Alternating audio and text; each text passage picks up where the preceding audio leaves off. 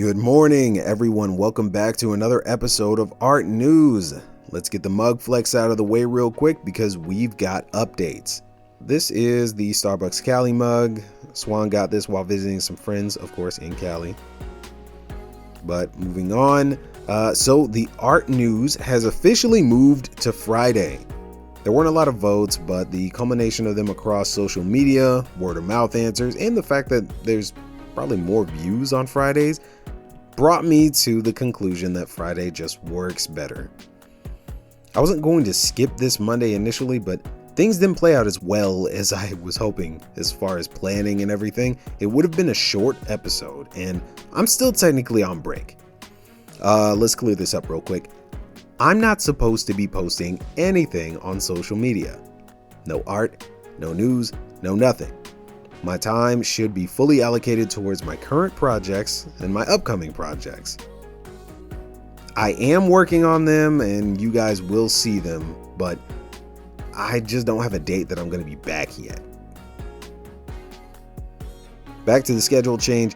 Honestly, I like the idea of Friday for this. Gives me a little bit of a nostalgia basis.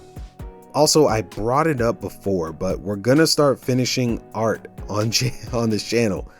We're gonna lean in on that a little bit more and get some of these finished pieces out here for you guys to see. And I think we're gonna start that today. So we've got a long episode because of the extra time and because everybody has been posting and creating. So let's go ahead and get into the art news. Adam is back again with a review on another pen display. This time he's looking at the Huion Canvas 22 Gen 3. We've been getting a lot of these lately from Adam, and like I said before, I'm looking to get something bigger and better than my iPad, so these are helpful for me. This one has a Versa stand and a solid pen, but doesn't come with the slim pen. Adam says that he prefers the regular, but I'm hoping to experience both before making my own decision. If you're curious about this, check out Adam's video and get the full breakdown. We're not done here though, because Adam shows us some of his settings and accessories used on the Wacom Moving Pad Pro 14. If you remember, we watched Adam do a full review of this last month. The things we're seeing here are Adam's personal items. From stands to covers, he says nothing is sponsored. You know what I almost missed? Adam live streamed his playthrough of RE9. I took time and, finished my own playthrough last weekend, but I had a blast with this game. I have been loving watching people's experiences here and there, and if you're curious, based on my own recollection, Adam seems to be within the first third of the game. If he plans on streaming the whole thing, there's plenty more to come. We're here for the art news though, so maybe I'll make a video dedicated towards Resident Evil 9 later. Just understand that this game is beautiful, and I agree with Adam. The artists that worked on this should be very proud of themselves. It is a beautiful work of art. We do get a minor update on the Ergon Office situation. He can't fully discuss it yet, but there was apparently a reason for that lack of response, so we'll hear about it later. Give these videos and the streams a watch. Why do we need boxes when drawing? Sam says we don't, but this isn't about him. Pikat is answering the question right here. What is the purpose of boxes in art? Her latest video explains why these shapes matter for creating accurate looking perspective in your art. Her breakdown gives us a bit of history, an exercise, and even the evolution of what happens when you have this process down. This is a short one, but it's packed with operational knowledge. Check it out and build it into your foundation. Just don't tell Sam, you'll disappoint him. After that, Pikat gives us a walkthrough on character design. This is her personal process for getting her ideas out there, and she does it by planning a League of Legends inspired splash art piece.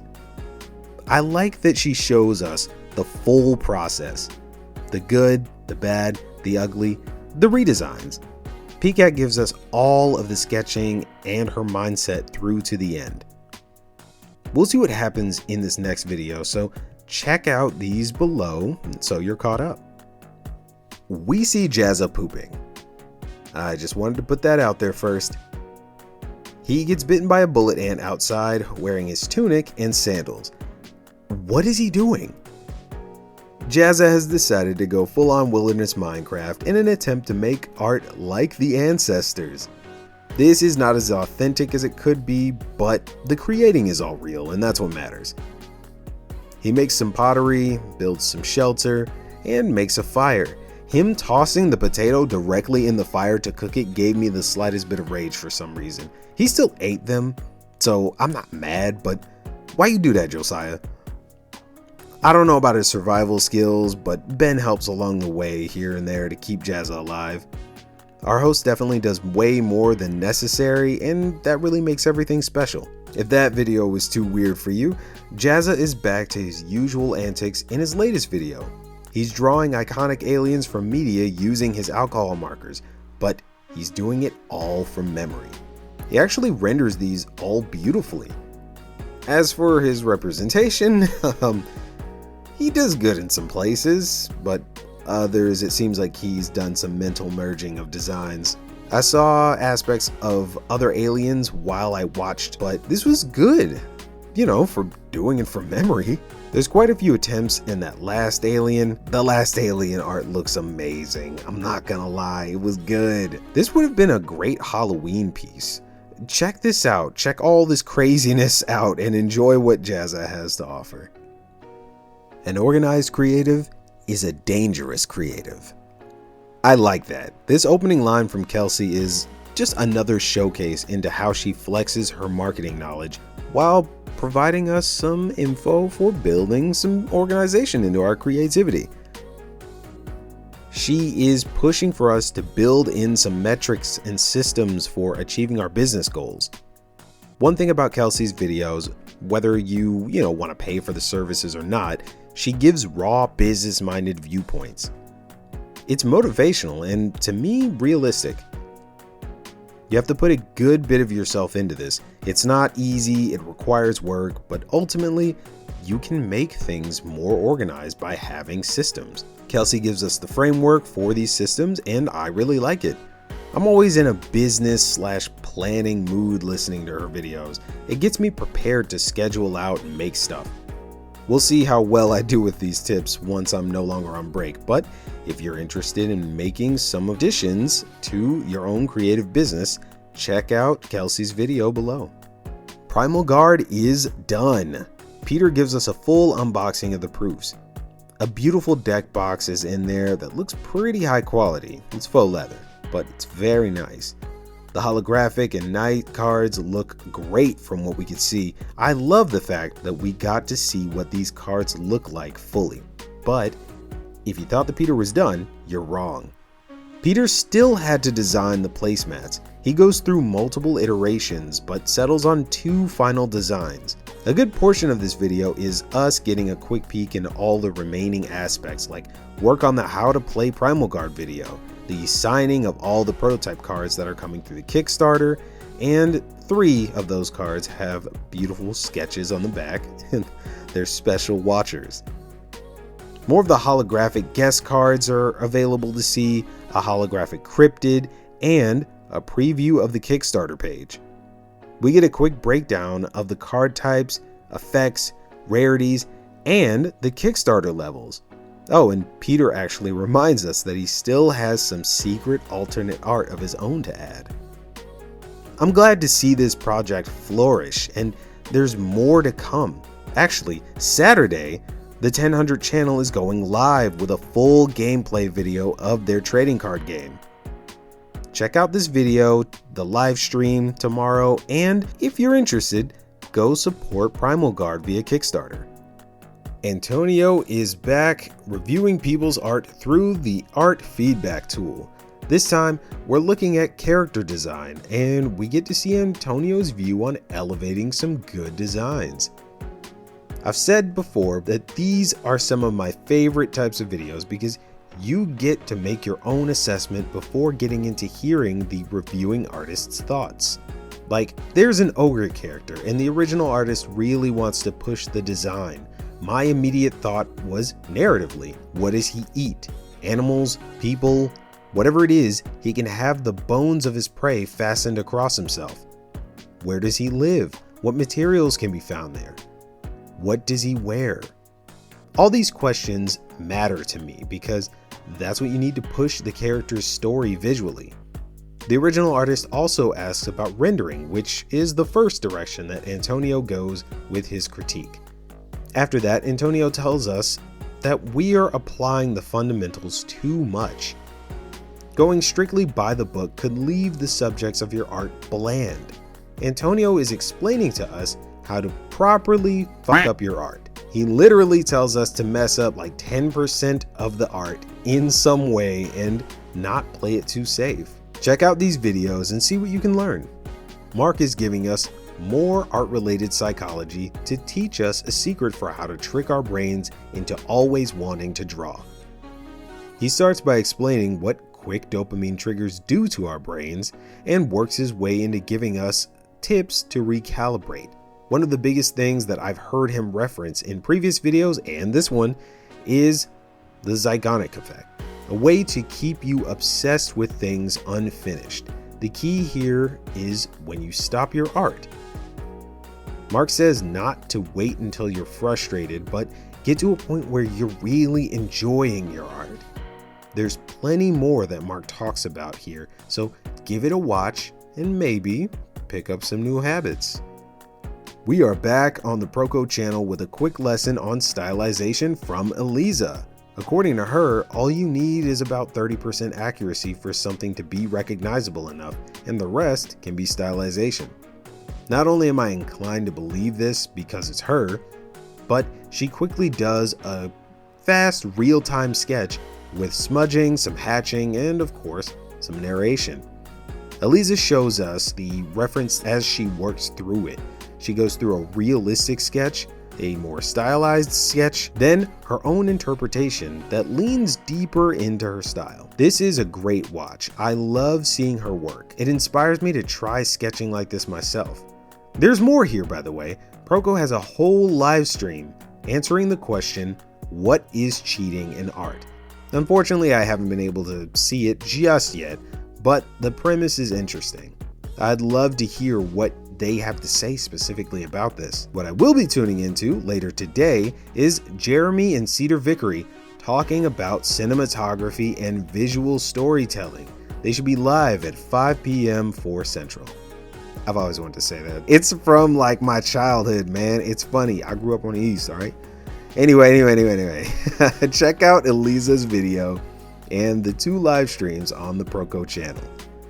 Sam is talking about Kratos, specifically Amazon Prime's live action version that was just revealed in a screenshot recently. Something about this image feels off. I honestly couldn't place it myself, but Sam uses his artist's eye to pick apart why. Of course, Sam couldn't stop there and he had to take a shot at making the scene work, and he doesn't disappoint.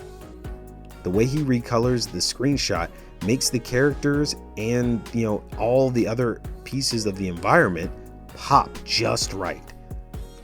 We get a nice walkthrough of Sam's choices and it does make it look much better. Check out this video, see if you agree with what he says. Kooleen is reviewing a Korean TikTok trend called the Korean BP trend. To quote the comment that Kooleen reads herself, it's becoming a trend in Korea to illustrate depictions of girls who are pretty versus girls who are quote unquote vaguely pretty. I have to agree with both the commenter and Kooleen. This is disturbing and seemingly comes from people struggling with their own self-image. She runs through a quick fix of these with a paint over to show that this girl can be pretty too. She just needs to learn to do her makeup better. Our resident art god has returned. If you're a channel member, WLOP has a class on the local color of skin available.